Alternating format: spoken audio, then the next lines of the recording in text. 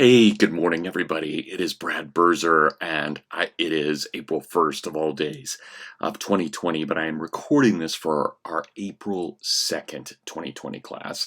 And here for my daily dose of the imaginative conservative, I've got 2 coffee mugs today. I need to take a little drink. I hope all of you guys are doing well. I hope you're staying safe, and I hope you're enjoying your time with your families.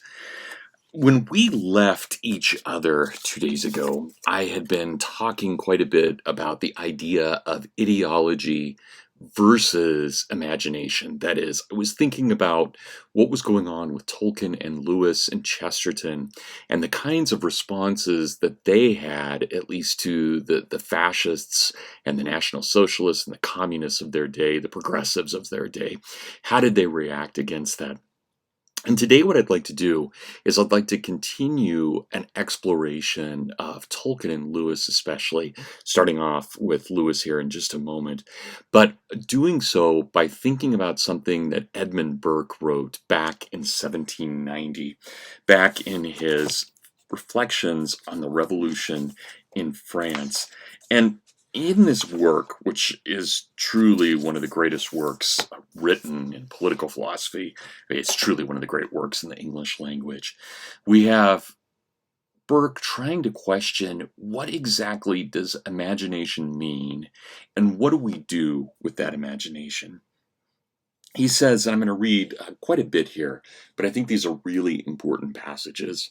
He says, "It is now 16 or 17 years since I saw the Queen of France, then the Dauphiness, at Versailles, and surely never lighted on this orb, which she hardly seemed to touch, a more delightful vision. I saw her just above the horizon, decorating and cheering the elevated sphere that she just began to move in, glittering like the morning star, full of life and splendor and joy. Oh, what a revolution!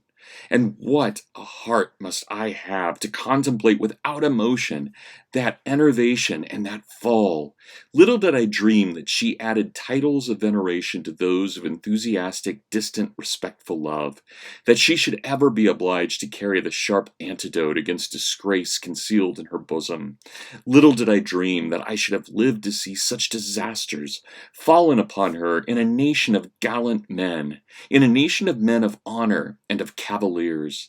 I thought 10,000 swords must have leapt from their scabbards to avenge even a look that threatened her with insult. But the age of chivalry is gone, and that of the sophisters and economists and calculators has succeeded. The glory of Europe is extinguished forever. Nevermore shall we behold that generous loyalty to rank and sex, that proud submission, that dignified obedience, that subordination of the heart, which kept alive even in servitude itself the spirit of an exalted freedom. The unbought grace of life, the cheap defense of nations, the nurse of manly sentiment and heroic enterprise is gone. It is gone. That sensibility of principle, that chastity of honor, which felt a stain like a wound, which inspired courage whilst it mitigated ferocity, which ennobled whatever it touched, and under which vice itself lost half its evil by losing all of its grossness." Now, some really stunning things in that passage.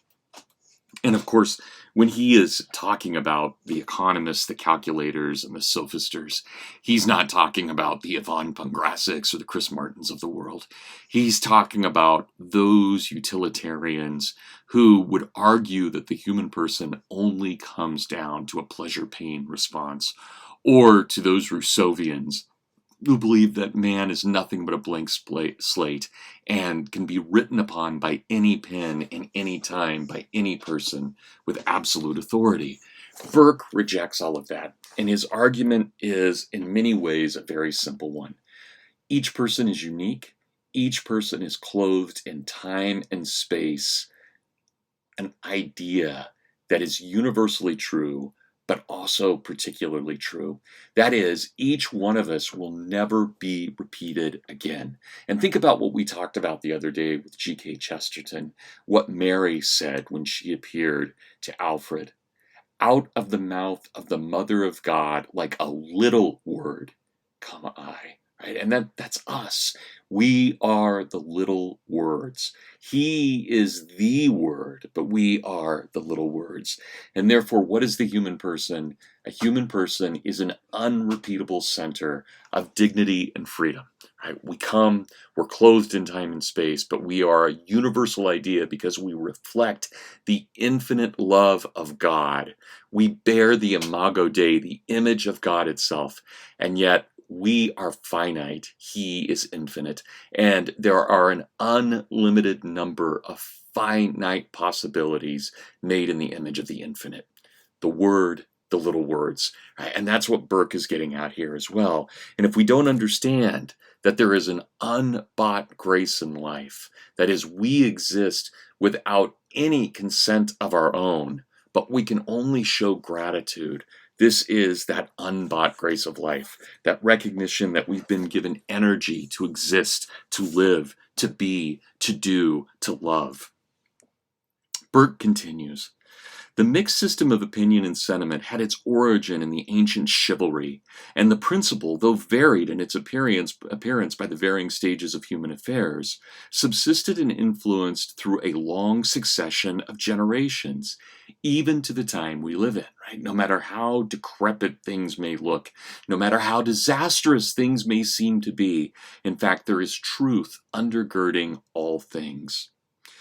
If it should ever be totally extinguished, the loss I fear will be great. It is this which has given its character to modern Europe. It is this which has distinguished it under all its forms of government, and distinguished it to its advantage from the states of Asia, and possibly from those states which flourished in the most brilliant periods of the antique world. It was this which, without confounding ranks, had produced a noble equality and handed it down through all the gradations of social life. It was this opinion which mitigated kings into companions and raised private men to be the fellows of the kings. Without force or opposition, it subdued the fierceness of pride and power. It obliged sovereigns to submit to the soft collar of social esteem, compelled stern authority to submit to elegance, and gave a domination vanquisher of laws to be subdued by manners. Right? So manners, elegance, social esteem, all of these things are ways in which we mitigate raw power. We mitigate the darker side of human existence. But, Burke laments, now all is to be changed. All the pleasing illusions which made power gentle and obedience liberal, which harmonized the different shades of life, and which, by a bland assimilation, incorporated into politics the sentiments which beautify and soften private society, are to be dissolved by this new conquering empire of light and reason.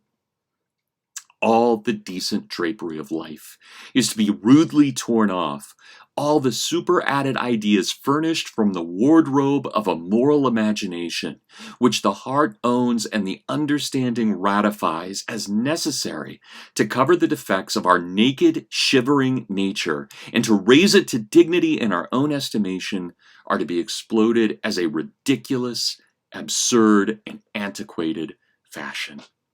Now, don't be surprised by the language here, and especially when we understand that in our raw, naked shivering, that is, when we are presented completely as is in all of our sin to everyone around us, when we do that, at that point, we have discarded the wardrobe of the moral imagination. And there is no accident at all that C.S. Lewis, of course, entitles his very first book in the Narnia series, The Lion, the Wardrobe.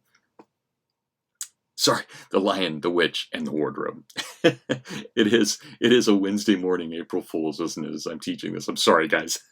I will do better here, or I will try to do better. But it is this wardrobe of moral imagination, and it has been thrown off. Now remember, he is directly countering Jean-Jacques Rousseau.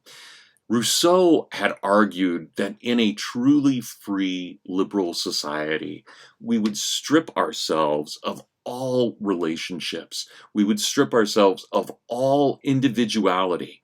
And in our shivering nakedness, we would stand equal one with another in a collective whole, in which we are each purely individuals starting from the very beginning, but doing so in a way that allows us to be a collective. Burke absolutely rejects this idea. The idea that Burke gives us is that we cannot be individuals, we can only be persons. And as persons, we have titles, we have duties, we have relationships. I am a father, I am a professor, I am a husband, I am a friend, I am a writer, I am a historian, I am a biographer, I am all of these things. I even own pets. In fact, one of my goofy cats just knocked my water over a moment ago, right into my magic mouse too, but it seems to be okay. Good old Apple, right? Everything seems to be fine with Apple. So here we have this. And Burke is saying, no, we can't be stripped of our relationships. Those relationships help define who and what we are. Whatever I may think about my biological mother and father, they are my biological mother and father.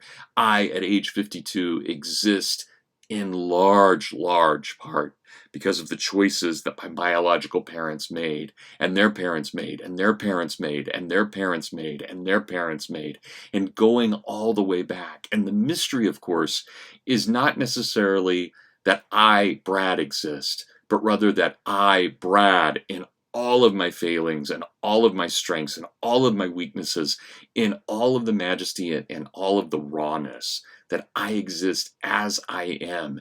And it's not enough that I'm merely a biological creature, a sack of certain chemicals, but that there is free will in all of this, and that there is decision, and that there are metaphysical realities that go with all of this.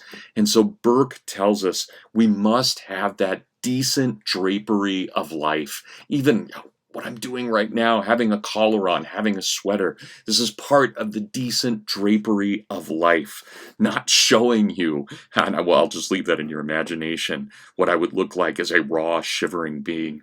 Burke continues. He says, on this scheme of things, meaning, of course, the French scheme of things that is just purely rationalistic and materialistic, a king is but a man, a queen is but a woman is but an animal not of the highest order. All homage paid to the sex in general as such and without distinct views is to be regarded as romance and folly. Regicide and parricide and sacrilege are but fictions of superstition, corrupting jurisprudence by destroying its simplicity. The murder of a king, or a queen, or a bishop, or a father are only common homicide. And if the people are by any chance or in any way gainers by it, it will be a sort of homicide much the most pardonable, and into which we ought not to make too severe a scrutiny. Right? We don't want all those added moments. We don't want all those super added things, the ideas that furnish the wardrobe of a moral imagination. We want to be able to just say, look, the king is just another man. He is no better, no worse than any one of us. And therefore, when we murder the king, it is not, as we might think, regicide, but it is in fact a common murder. Burke continues. He says, on this scheme of barbarous philosophy, which is the offspring of cold hearts and the muddy understandings, and which is void of solid wisdom and is destitute of all taste and elegance, laws are to be supported only by their own terrors. We don't acknowledge the law because it is good and right. We fear the law, because by violating it, we will be executed.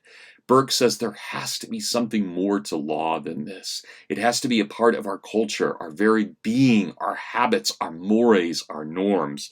This is what matters. And he continues, he says, we will find by this concern which each individual may find in them from his own private speculations, or can spare to them from his own private interests, in the groves of their academy, at the end of every vista, you will see nothing but the gallows. Right? So this philosophy of being led only by reason and materialism, by pain and pleasure, by the social contract, can only lead to death. And as we talked about 2 days ago, we know what the cost was in the 20th century. The most brutal, murderous century in the history of the world, with the primary fact of the 20th century not being liberation or democracy, but being death and murder by the state. So Burke furnishes us with this idea of the wardrobe of a moral imagination. So let's talk a little bit more about what the imagination is. The imagination, ultimately, is the ability to see something that has either been forgotten or has not been seen before, or has been seen only rarely. So the idea of imagination is that we can only know certain things, but those certain things that we know allow us to understand first what we don't know, which is incredibly important to have that kind of humility, that we bring that kind of humility to the table. But it also means that not only do we recognize what we don't know, but we recognize that there are things we should never know, and that there are things we will never know. So C.S. Lewis, in a very famous article that he wrote in 1956 for the New York Times, by the way, shout out to Sophia. Sophia, this is the article you and I were talking about. This is the one you need. It was the New York Times, November 18th, 1956, called Sometimes Fairy Stories May Say What's Best to Be Said, by C.S. Lewis. And he writes, while the author is in this state, the man will, of course, have to criticize the proposed book from a different point of view.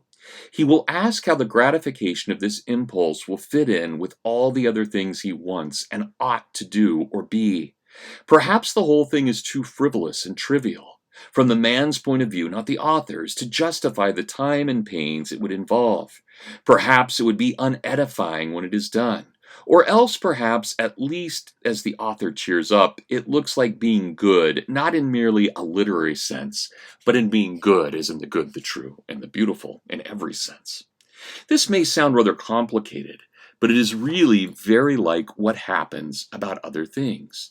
You were attracted by a girl, but is she the sort of girl you'd be wise or right to marry? You would like to have lobster for lunch. But does it agree with you, and is it wicked to spend that amount of money on a meal? The author's impulse is a desire. It is very much like an itch. And of course, like every other desire, it needs to be criticized by the whole man. Let me now apply this to some of my own fairy stories. Some people seem to think that I began by asking myself how I could say something about Christianity to children, then fixed on the fairy story as an instrument, and then collected information about child psychology and decided what age group I'd write for.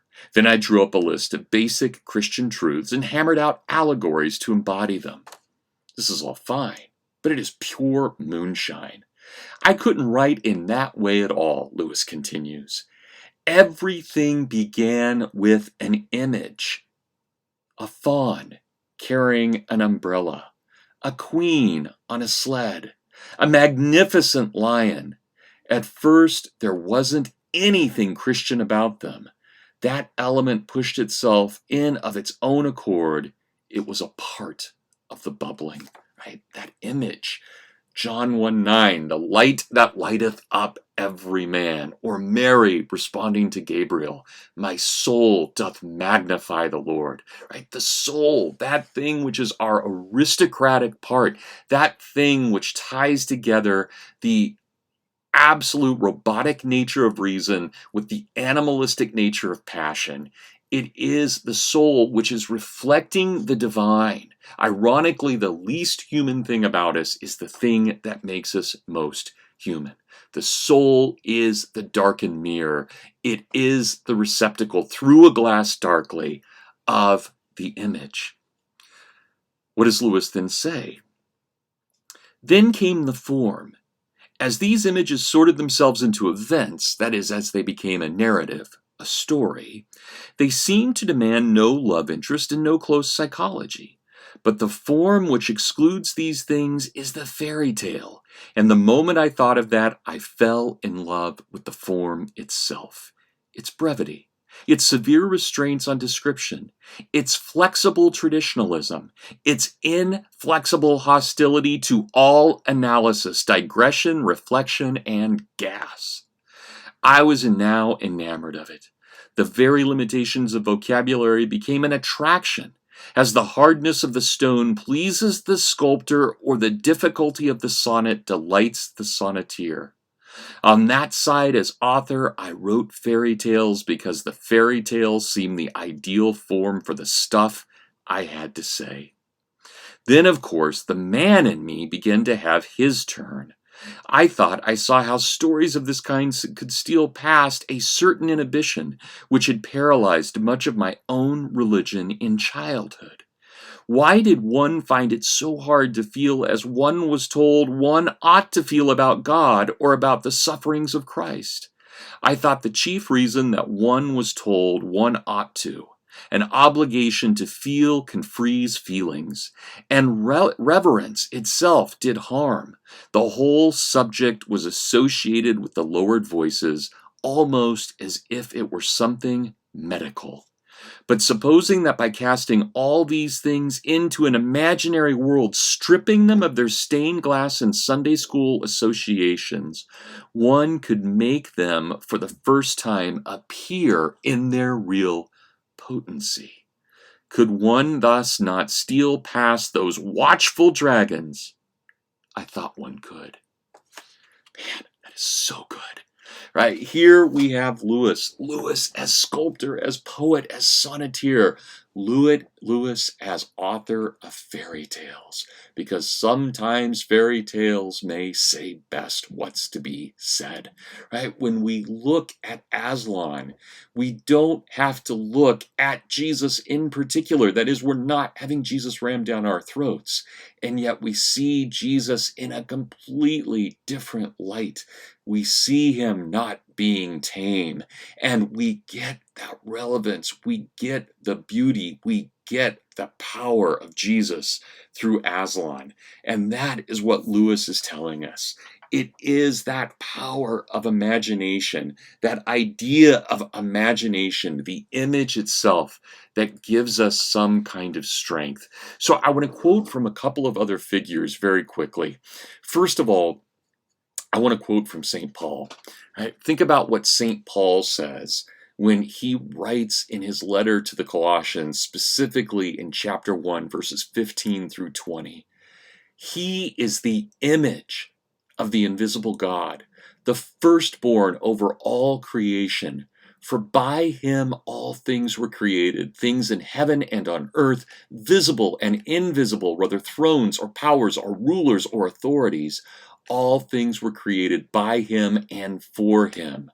But again, and I'm interjecting here, he is the image of the invisible God. Now, unlike us, when the image comes to us, it does so through a glass darkly. Jesus, of course, is the spotless mirror. He is the pure image. Again, to continue from Paul, he is before all things, and in him all things hold together. And he is the head of the body, the church. He is the beginning and the firstborn from among the dead, so that in everything he might have supremacy. In everything he might have supremacy. I can't stress that enough. In everything, right? He is the image of the first person of the Trinity, but he is the second person of the Trinity. He is the spotless mirror. For God was pleased to have all his fullness dwell in him, and through him to reconcile to himself all things, whether things on earth or things in heaven, by making peace through his blood shed on the cross. And notice, when does Jesus Christ reveal that he is the sovereign king of the universe? He does so not in the resurrection, which is critical to the whole story, but he does so, as St. Paul tells us, at the moment that he makes peace through the cross at 3 p.m. on a Friday afternoon as he sheds that blood on that cross. It is when the horizontal and the vertical of the cross come together that Jesus reveals his full glory, that he is the King of creation, the King of the universe. And so we think about the ideas of all the Greeks and the Jews, the Greeks through the Logos, the Jews through the Memra. He is the Word, he is the revealer of God, he is the wisdom, he is the idea, he is the law that upholds all the world. So in 1977, Russell Kirk was asked to speak at Hillsdale's campus for a CCA, and in that speech he said, "Images are representations of mysteries necessarily.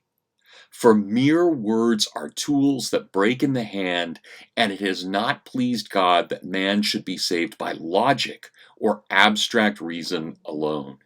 The image, I repeat," Kirk said to the Hillsdale students, "can raise us on high, as did Dante's high dream, but it can also draw us down to the abyss." Right? This is the power of imagery.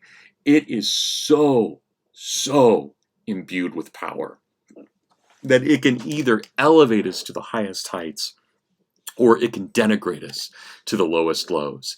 It is imagery rather than some narrowly deductive and inductive process, Kirk continued, which gives us great poetry and scientific insights. And it is true of great philosophy before Plato and since, that the enduring philosopher sees things in images initially.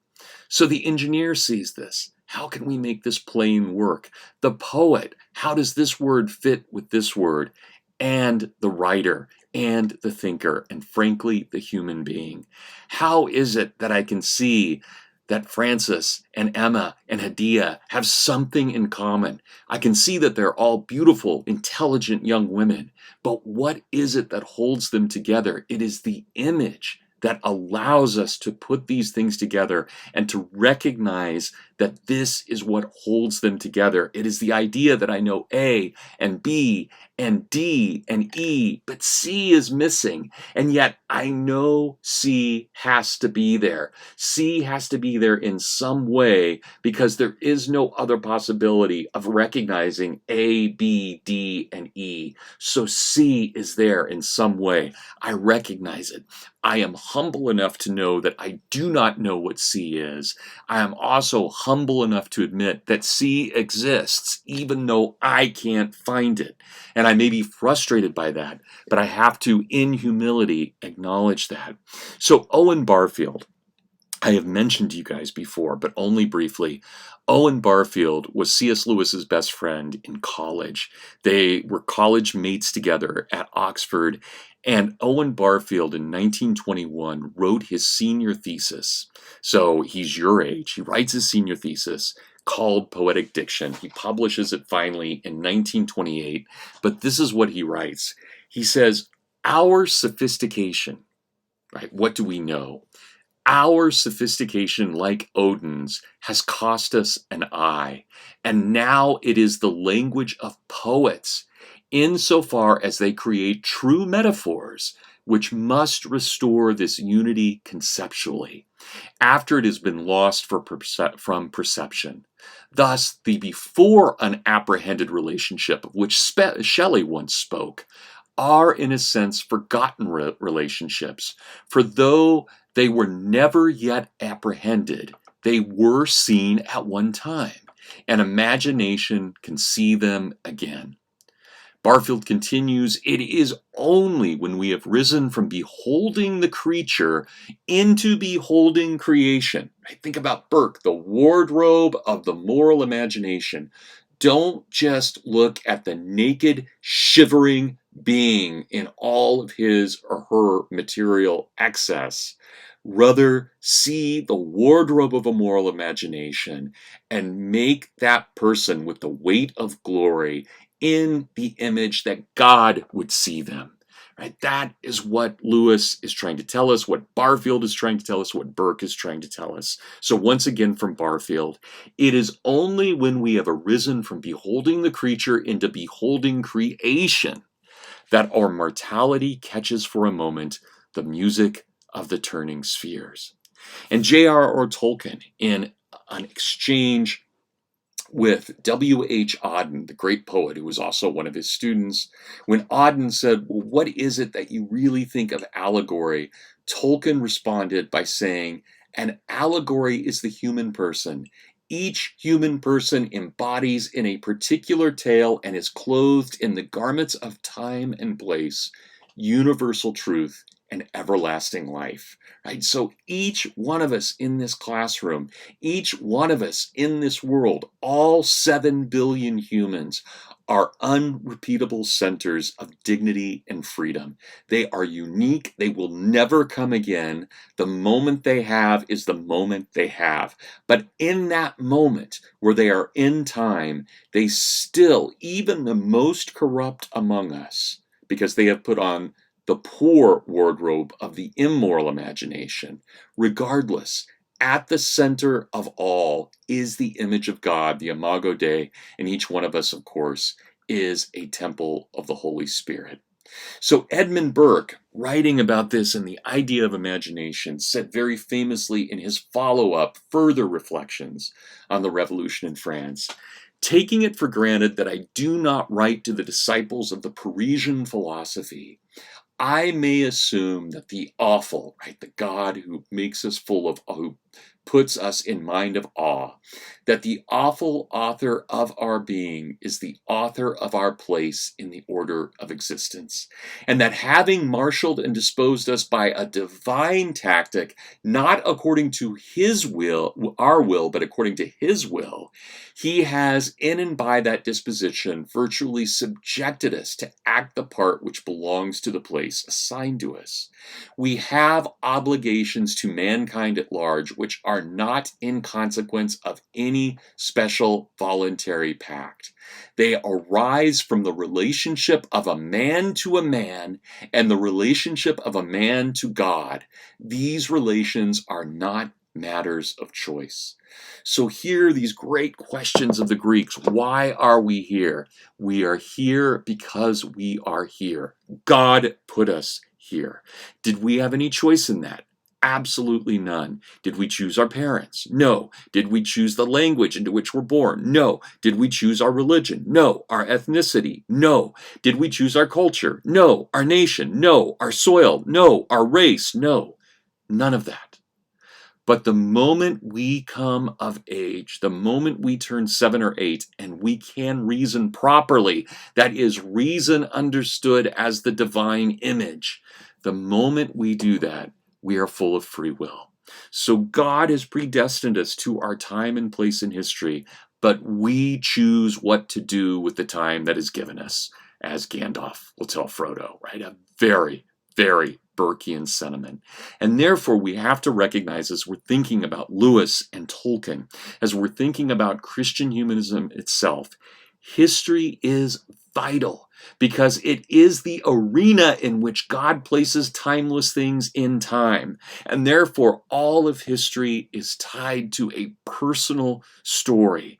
And the Logos is the only truly real story from the beginning to the middle and the end, right? Thinking back all the way to what we read a little bit ago from Paul, he is the image of the invisible God, the firstborn over all creation. For by him all things were created, things in heaven and on earth, visible and invisible, whether thrones or powers or rulers or authorities, all things were created by him and for him. He is before all things, and in him all things hold together.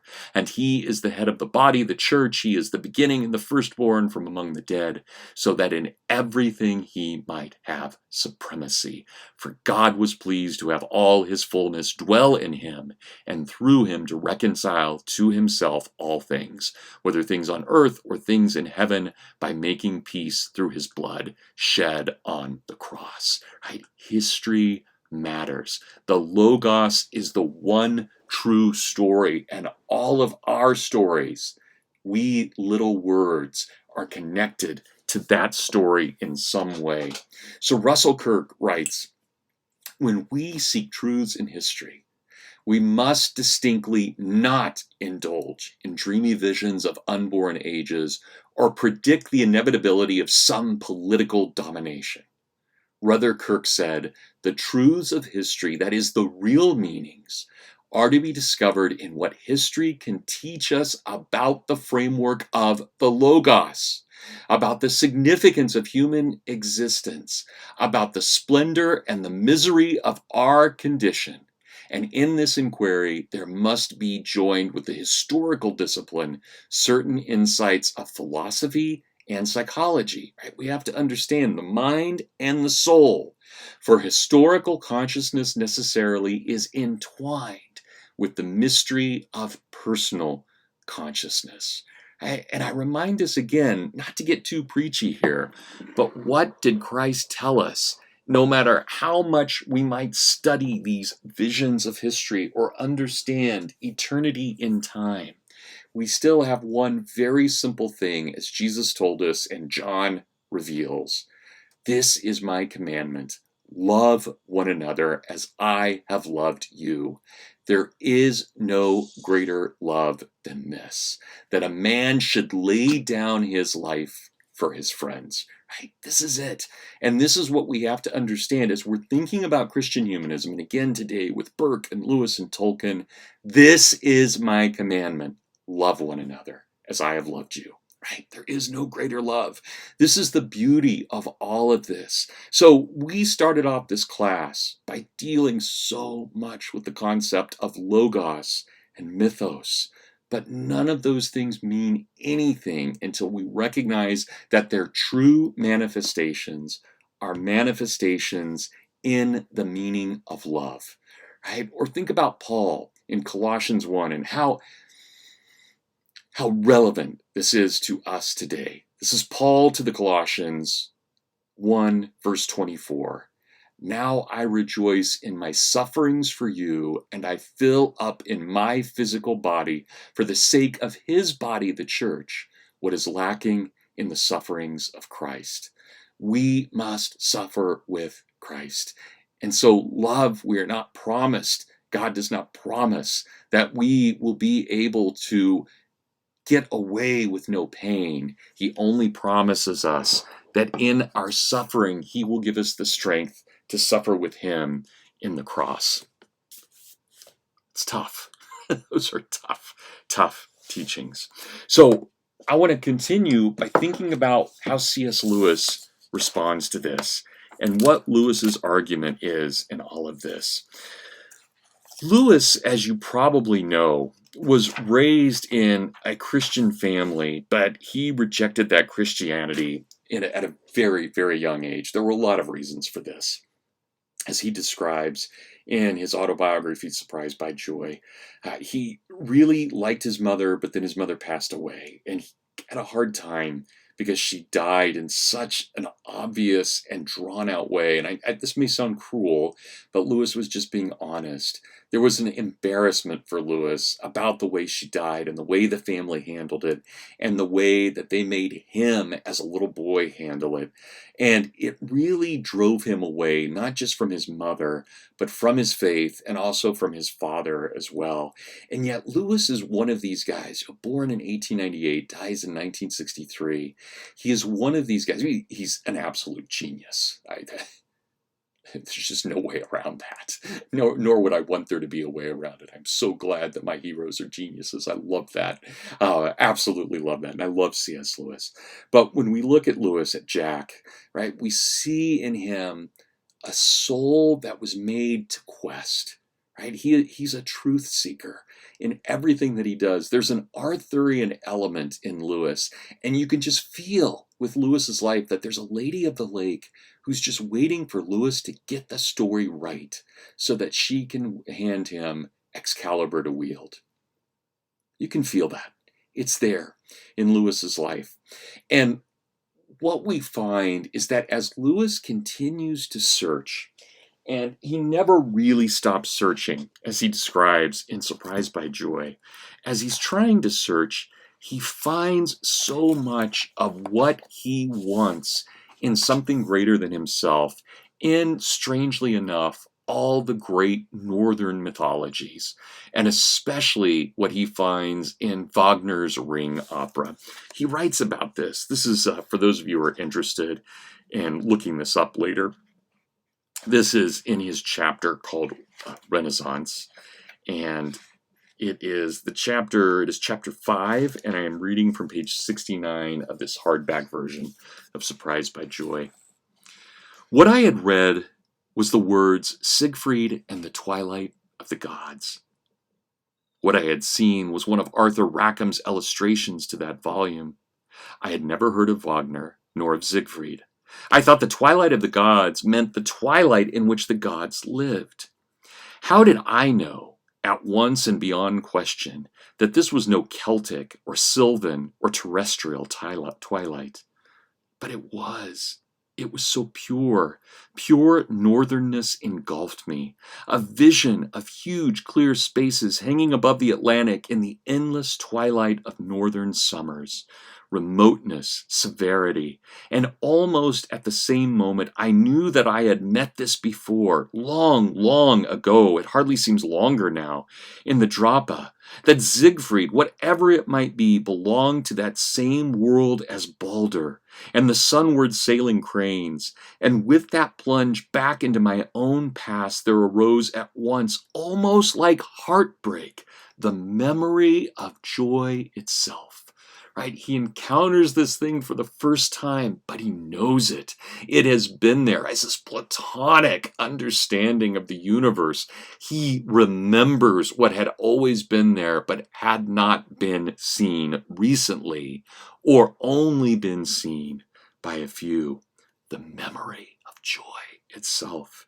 The knowledge that I had once had, what I now lacked for years, that I was returning at last from exile and desert lands to my own country, and the distance of the twilight of the gods, and the distance of my own past joy, both unsustainable, flowed together into a single, unendurable sense of desire and loss, which suddenly became one with the whole of experience, which as I now stared around that dusty schoolroom like a man recovering from unconsciousness, had already vanished, had eluded me at the very moment when I first say, it is. And at once I knew with fatal knowledge that to have it again was the supreme and only important object of desire. And yet we know from Lewis later on, this is the inconsolable secret. That is the attempt to make real that revelation of having known a thing for the first time. We only get it once, right? That's it. It's a gift we get once. It is the unbought grace of life. And we get that gift and we cherish it and we hold it and we cultivate it and we sculpt it and we nourish it. But that is what Lewis is trying to tell us. His awakening, his reawakening after the horrors of his mother's death and after the loss of his relationship with his father and after a very lonely but intellectual childhood, he was awakened by the image of the gods.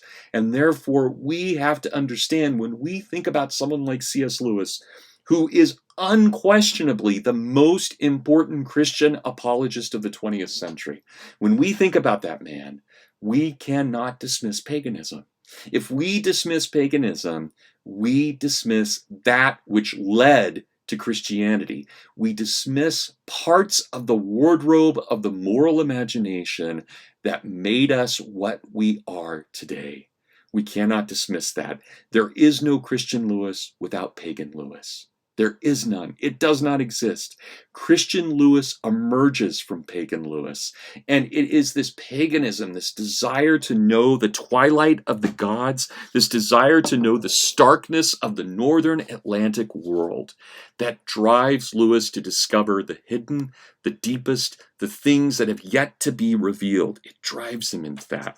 And so this thing is what leads him then in some way to Christianity. And we know that that leading to Christianity comes through a conversation with J.R.R. Tolkien and Hugo Dyson on September 18th of 1931. Lewis writes about this in his letters. This one dated September 22nd of 1931. For those of you who are interested in the collected letters of C.S. Lewis, this is volume 1, page 969. A letter to Arthur Greaves. My dear Arthur, thank you for your letter of the 11th. I couldn't write to you last Sunday because I had a weekend guest, a man called Dyson, who teaches English at Reading University. I met him, I suppose, about 4 or 5 times a year, and am beginning to regard him as one of my friends of the second class, not in the same rank as you or Barfield, but on a level with Tolkien and Macfarlane. He stayed the night with me in college, I sleeping in order to be able to talk far into the night, as one could hardly do out here. Tolkien came too, and did not leave until 3 in the morning. And after seeing him out by the little postern on Magdalen Bridge, Dawson and I found still more to say to one another, strolling up and down the cloister of the new building, so that we did not get to bed until 4. It was really a memorable talk. We began in Addison's Walk just after dinner on metaphor and myth, interrupted by a rush of wind which came so suddenly on that still, warm evening and sent so many leaves pattering down that we thought it was raining.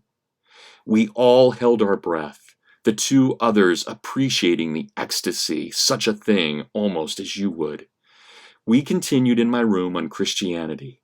A good, long, satisfying talk in which I learned a lot, and then discussed the difference between love and friendship, and finally drifting back to poetry and to books.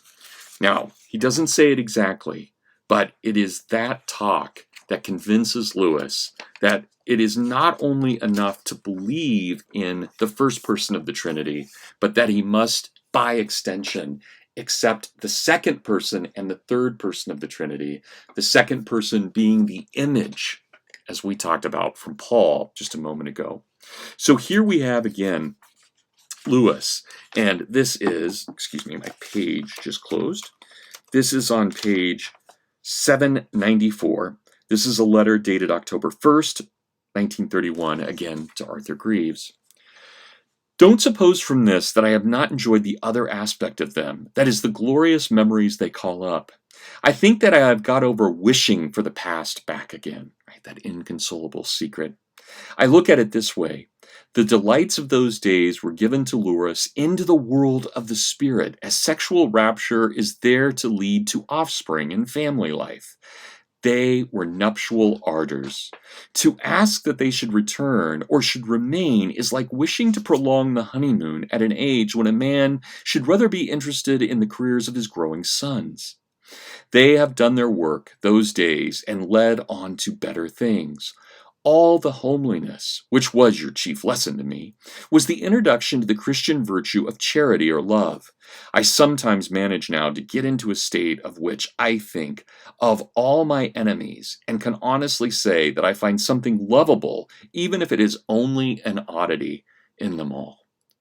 Now, don't ever take that for granted. That ability to forgive your enemies is one of the most important aspects of a human being's life, and not just forgive our enemies, but to forgive ourselves for forgiving our enemies. That is a hard thing. And we have to recognize that is a profound stage for Lewis, that he can now find something lovable in all of his enemies. There's been a revelation and a change here.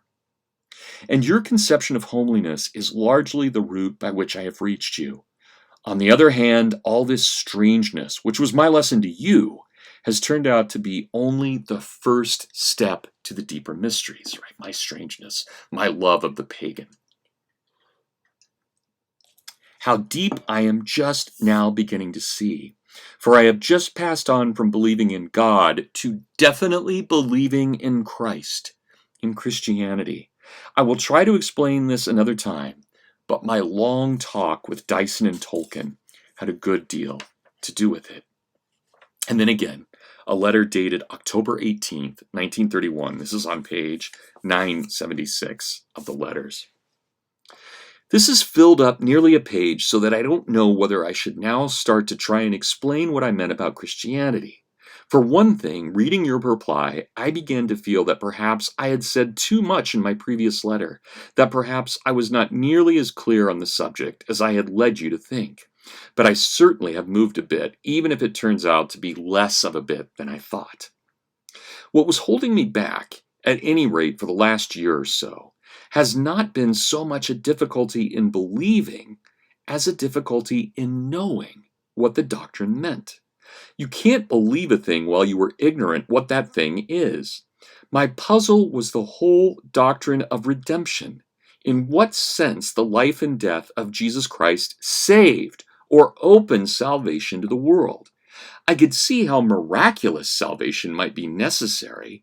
One could see from ordinary experience how sin, that is the case of a drunkard, for example, could get a man to such a point that he was bound to reach hell, that is, a complete understanding of degradation and misery in this life unless something quite beyond mere natural help or effort stepped in. And I could well imagine a whole world being in the same state and similarly in need of a miracle. What I couldn't see was how the life and death of someone else, whoever he was, 2,000 years ago could help us here and now, except as insofar as the example that he helped us. And the example business, though true and important, is not Christianity. Right in the center of Christianity, in the Gospels and in St. Paul, you keep on getting something quite different and very mysterious expressed in those phrases I have so often ridiculed: propitiation, sacrifice, the blood of the Lamb, expressions which I could only interpret in senses that seemed to me to be either silly or shocking. Now, what Dyson and Tolkien showed me was this, that if I met the idea of sacrifice in a pagan story, I didn't mind it at all. Again, that if I met the idea of a god suffering or sacrificing himself to himself, the quotation opposite the page of Daimer, one of his early books, I liked it very much and was mysteriously moved by it. Again, that the idea of the dying and reviving god, take Balder or Adonis or Bacchus, similarly moved me provided I met it anywhere except in the Gospels. The reason was that in pagan stories I was prepared to feel the myth as profound and suggestive of meanings beyond my grasp, even though I could not say in cold prose what it meant. Now, the story of Christ is simply a true myth. A myth working on us in the same way as the others, but with this tremendous difference. It really happened. And one must be content to accept it in the same way, remembering that it is God's myth where the others are men's myths. That is, the pagan stories are God expressing himself through the minds of poets, using such images as he found there. I'm going to read that again, because that is one of the most important sentences of our entire course. Pagan stories are God expressing himself through the minds of poets, using such images as he found there. Virgil, Homer, those images, they're not lies. They're real, but through the distortion of a really dark spotted glass. Pagan stories are God expressing himself through the minds of poets, using such images as he found there, while Christianity is God expressing himself through what we call real things. Therefore, it is true, not in the sense of being a description of God that no finite mind could take in, but in the sense of being the way in which God chooses or can appear to our faculties. The doctrines we get out of the true myth are, of course, less true. They are translations into our concepts and ideas of that which God had already expressed in a language more adequate, namely the actual incarnation, crucifixion, and resurrection. Does this amount in a belief in Christianity? At any rate, I am now certain, A, that the Christian story is to be approached in a sense as I approach other myths, and B, that it is the most important and full of meaning. I am also nearly certain that it really happened. Right? What a moment for Lewis, or a series of moments to go from September all the way to October. And to think about this, by the way, I think I said earlier that date of that talk was September 18th. I believe it was September 13th that they had. But that moment of awareness and all of that paganism, it didn't lead Lewis astray. It put him on exactly the right path. It didn't con him into believing a lie. It placed him in a position to believe the truth. And that is Lewis, right? Lewis was prepared from day one to be that great evangelist, to be that great missionary. I can't but not believe that. I must believe that. That must be true in the 20th century when we think about a figure like C.S. Lewis.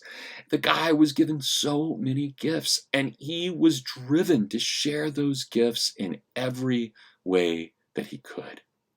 Now, I want to turn to later Lewis. Lewis in particular, as Lewis describes himself when he arrives at Magdalen College in Cambridge in 1954. And when he arrives at Magdalen College, he is asked to give a speech in order to inaugurate this new chair that he's given. And by the way, there are a lot of interesting things that go behind this story.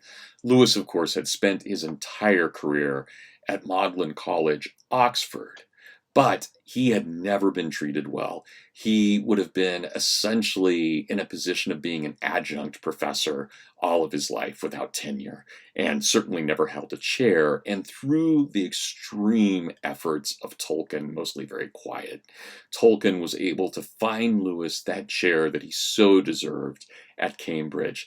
I'm not sure Lewis ever really knew what Tolkien had done for him, but Tolkien had done everything possible to get the money and the position for Lewis, which Lewis deserved in every way when he gets that in 1954. But he gives this argument called On the Description of Time, and it is a beautiful understanding of what history is and what our place within history is. He says, and I'm only reading parts of this, and I'm taking this from the collection, C.S. Lewis's Selected Literary Essays, which was a collection edited by Walter Hooper from Cambridge Press in 1969, appropriately enough. He says, but roughly speaking, we may say that whereas all history was for our ancestors divided into two periods, the pre-Christian and the Christian, and two only, for us it falls into three, the pre-Christian, the Christian, and what one may reasonably be called post-Christian. This surely must make a momentous difference. I am not here considering either the christening or the unchristening from a theological point of view. I am considering them simply as cultural changes. When I do that, it appears to me that the second change is even more radical than the first. Christians and pagans had much more in common with each other than either has with a post-Christian. Let me repeat that, because that is really important for Lewis.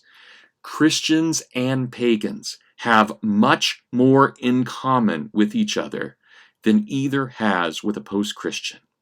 The gap between those who worship different gods is not so wide as between those who worship and those who do not.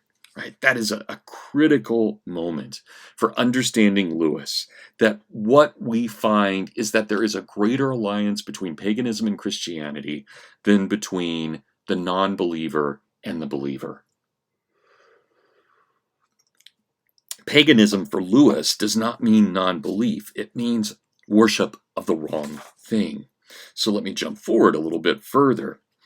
And Lewis says, "It is by these steps that I have come to regard as the greatest of all divisions in the history of the West, that which divides the present from, say, the day of Jane Austen or Sir Walter Scott. The dating of such things must, of course, be rather hazy and indefinite. No one could point to a year or a decade in which the change indisputably began, and it probably has not yet reached its peak. But somewhere between us and the Waverly novels, somewhere between us and Persuasion, the chasm runs. Of course, I had no sooner reached this result than I had asked myself whether it might not be an illusion of perspective. The distance between the telegraph post I am touching and the next telegraph post looks longer than the sum of the distances between all the other posts. Could this be an illusion of the same sort? We cannot pace the periods as we could pace the posts. I can only set out the grounds on which, after frequent reconsideration, I have found myself forced to reaffirm my conclusion.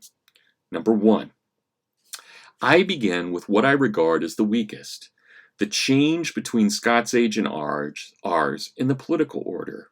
On this count, my proposed frontier would have serious rivals. The change is perhaps less than that between antiquity and the Dark Ages, yet it is very great, and I think it extends to all nations, even those we call democracies as well as dictatorships. If I wish to satirize the present political moment, I should borrow from the name which Punch invented during the First German War, governtisement. That is a word that means government by advertisement. For after all, what do we see in both democracies and dictatorships? The organization of mass excitement, to be almost the normal organ of political power. We live in an age of appeals, drives, and campaigns, and our rulers have become like schoolmasters and are always demanding keenness. But beyond politics, he says, number 2, we may just say poetry. How much poetry has changed? But number 3, he says the great change comes in the unchristening of Western civilization. Number 3. Thirdly, there is the great religious change which I have had to mention before, the unchristening. Of course, there were lots of skeptics in Jane Austen's time and long before, as there are lots of Christians now. But the presumption has changed. In Jane Austen's day, some kind and degree of religious belief and practice was the norm. Now, though, I would gladly believe that both kind and degree have improved, they are the exception. I have already argued that this change surpasses that which Europe underwent in its conversion. It is hard to have patience with those Jeremiahs in the press or the pulpit who warn that we are relapsing into paganism. It might be rather fun if we were. It would be pleasant to see some future prime minister trying to kill a large and lively milk-white bull in Westminster Hall, but we shan't. What lurks behind such idle prophecies, if they are anything but careless language, is the false idea that the historical process allows mere reversal. That Europe can come out of Christianity by the same door as in she went, and find herself back where she was. It is not what happens. A post-Christian man is not a pagan. You might as well think that a married woman recovers her virginity by divorce. The post-Christian is cut off from the Christian past, and therefore doubly from the pagan past. And that is Lewis. And we will never understand his Christianity unless we recognize that within his Christianity, there is a deep-seated paganism that matters dramatically. And so much of this, he says, comes from our understanding of who and what we are. It would be better to return to the paganism of the pre-Christian world than to become a post-Christian. Right? It would be better. So I want to read 2 more things today to close from Lewis. First, I want to read from his great book, The Abolition of Man, which was a series of radio addresses and lectures that he gave during the Second World War. He says in this, But this course, though less inhuman, is not less disastrous than the opposite alternative of cynical propaganda. Remember, government by advertisement. Lewis is very worried about the mass engines of propaganda that exist in the modern world. And when we go to Tolkien next week, we'll say that he has the same belief, especially in his short story, his beautiful purgatorial short story, Leaf by Niggle. Let us suppose for a moment that the harder virtues could really be theoretically justified with no appeal to objective value.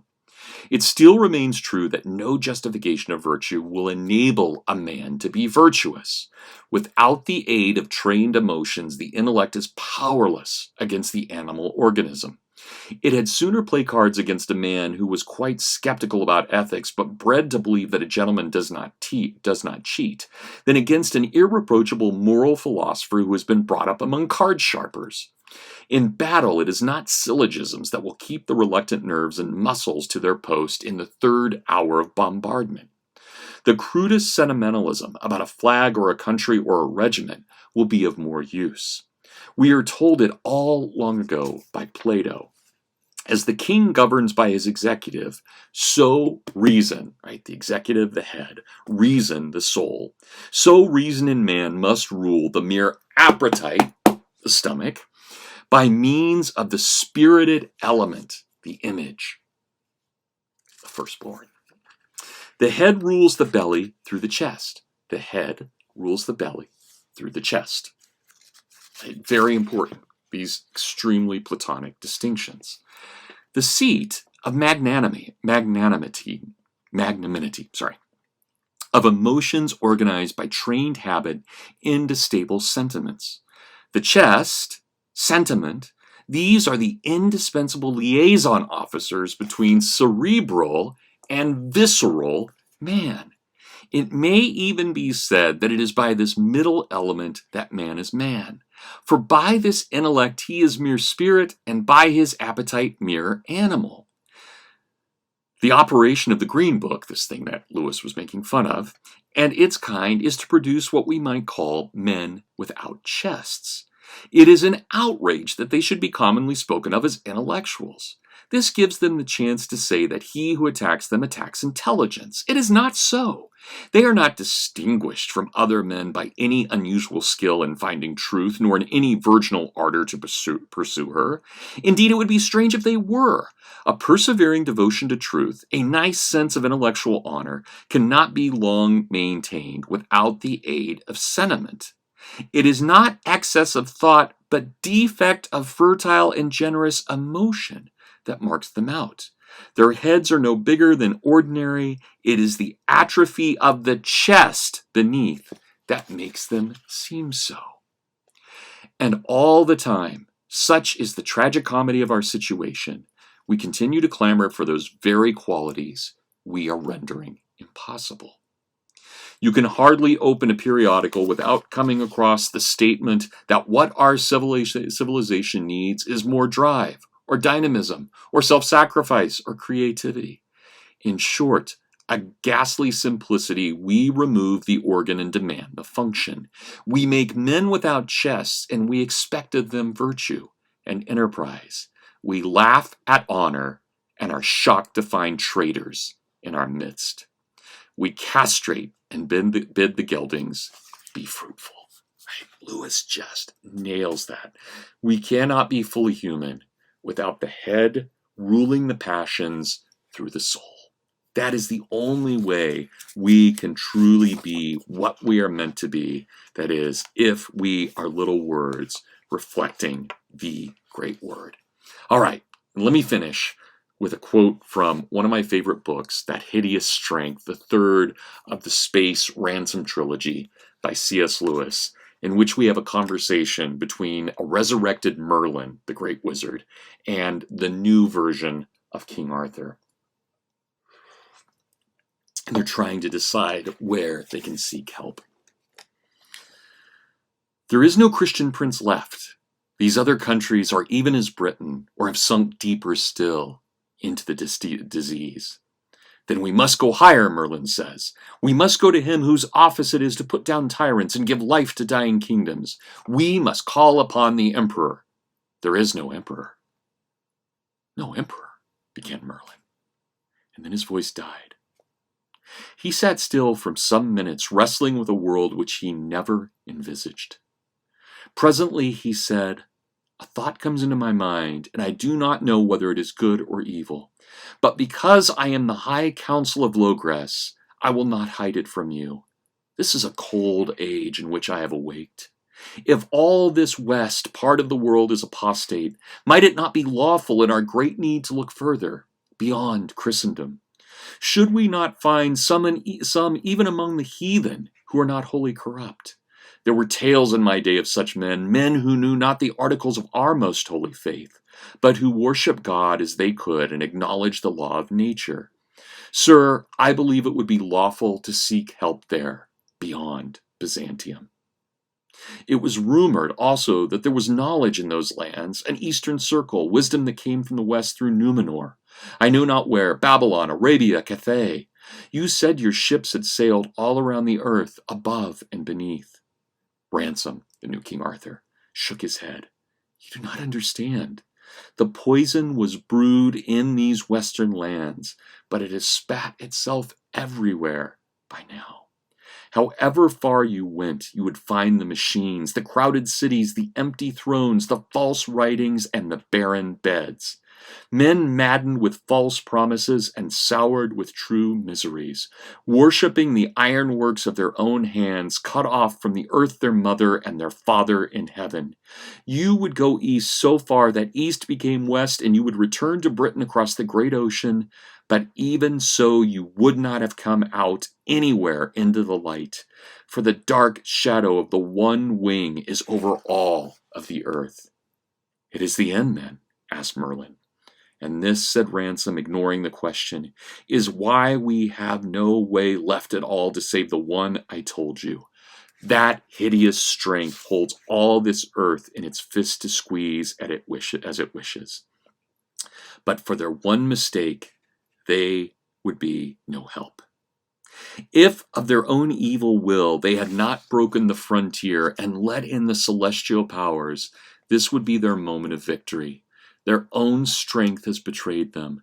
They have gone to the gods who would not have come to them, and they have pulled deep heaven down on their heads. Therefore, they will die. And though you search every cranny to escape, now that you see all crannies closed, you will not disobey me. And then very slowly there crept back into Merlin's white face, first clothing his dismayed mouth, and finally gleaming in his eye, that almost animal expression, earthly, healthy, and with a glint of a half-humorous cunning. Well, he said, if the earths are stopped, the fox faces the hounds. But had I known who you were at our first meeting, I think I would have put the sleep on you as I did on your fool. I am a very light sleeper, since I traveled to the heavens, said Ransom. Such beauty, right? It doesn't matter how dark things are. Jesus remains. God bless everyone. See you next week.